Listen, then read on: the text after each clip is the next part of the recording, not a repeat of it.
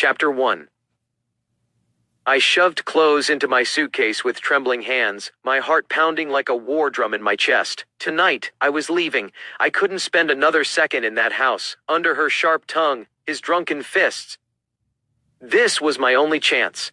I crept toward the front door, every step heavy with fear and adrenaline. My fingers brushed the handle, freedom, when his voice cut through the silence. "Where do you think you're going?" I froze. My father stood slouched against the kitchen counter, his breath thick with alcohol, a half-empty bottle dangling from his hand.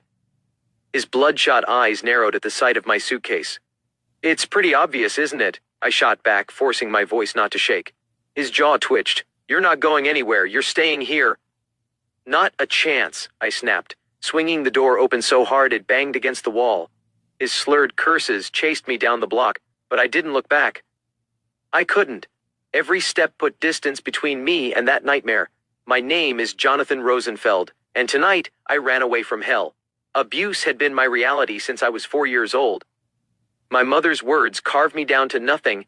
My father's fists did the rest. She never stopped him, never protected me. Sometimes she even watched. And Joey, my brother, he was the golden child.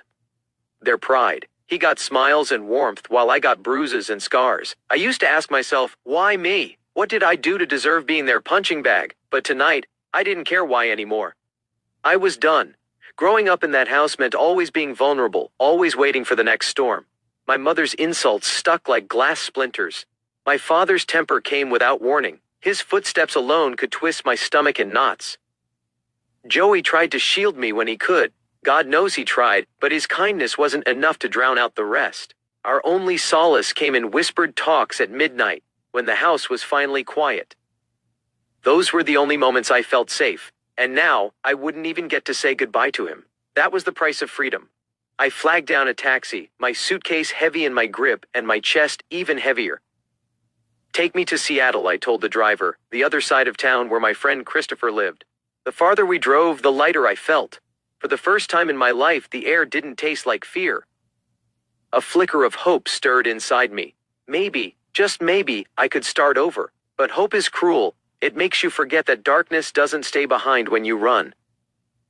In that moment, hope flickered, a fragile ember, whispering of freedom, a chance to carve a new life untouched by fear.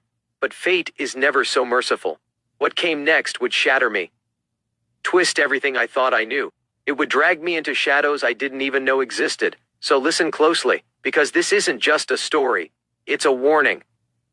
Trust is dangerous. A single misplaced word, a single misplaced person can undo everything. Temptation doesn't knock, it slips in quietly, wearing the mask of comfort. You won't see it coming. Not until its hands are already around your throat.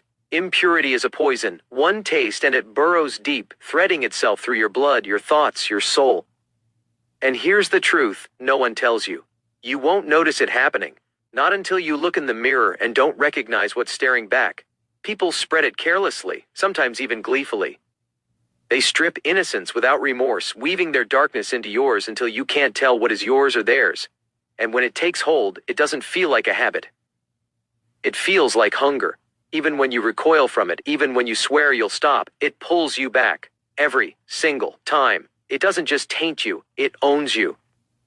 And only when it's too late, when the wreckage is all around you, do you realize the truth. We become what we consume, so tread carefully, because what I'm about to tell you isn't fiction. This is my story. When the taxi pulled up, Christopher's porch light cut through the night. He opened the door almost instantly, his worried eyes meeting mine. "Jonathan?" he said softly.